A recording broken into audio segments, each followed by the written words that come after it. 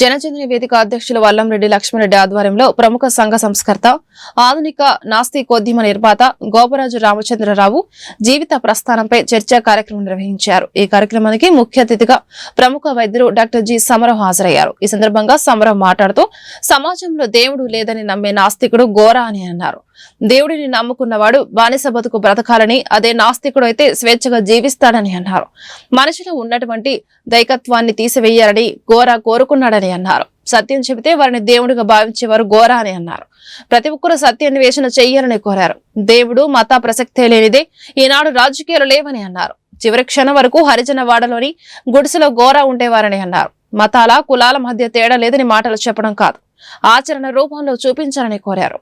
ఈ కార్యక్రమంలో మాజీ మంత్రి డొక్కా మాణిక్వర ప్రసాద్, మాజీ ఎమ్మెల్యే లింగంశెట్టి ఈశ్వరరావు, పావులూరి రమేష్, తిరుపతి రెడ్డి తదితరులు పాల్గొన్నారు.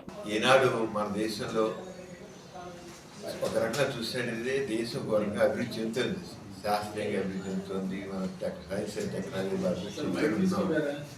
కానీ రెండో పక్క అంత మూఢనమ్మకాలు మోర్ధ్యం కూడా పెరుగుతుంది, మతతత్వం పెరుగుతుంది. అసలు ఈరోజు పరిస్థితుల్లో మనకి గోరా గారు ఏం చెప్పారు అది చాలా వరకు సరిగ్గా సరిపోతుందనిపిస్తుంది. మనకు గోరా గారు ఏం చెప్పారు, మానవులంతా ఒక్కటే అన్నారు, ఈ కులాలు మతాలు వద్దన్నారు, సమానత్వం కావాలన్నారు.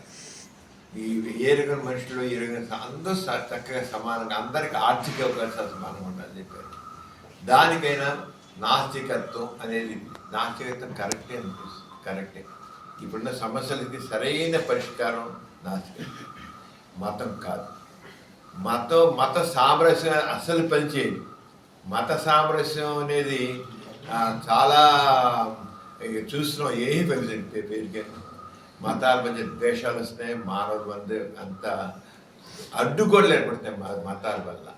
కులాలు అడ్డుగోడలు అయిపోయాయి, మతాలు అడ్డుగోడలు అయిపోయాయి.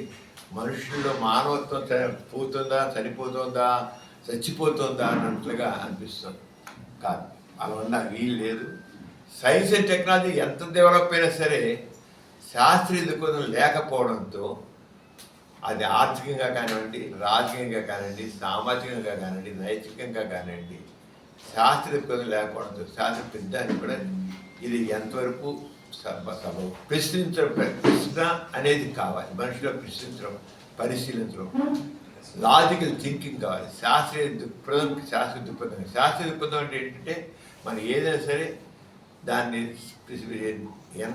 ఎందుకు, ఏమిటి, ఎలా అనేది మనం ఏదైనా ఒక బిజినెస్ మొదలెట్టాలన్నా, ఇంకోటి చేయాలన్నా ఒక డేటా ఎలా కలెక్ట్ చేస్తాము, ఈ సమస్యలకి కారణాలు ఏమిటి, సమస్యలు ఏమున్నాయి, ఆ సమస్య కారణాలు ఏంటి అనేది ఎలా దాన్ని పరిష్కరించుకోవాలి.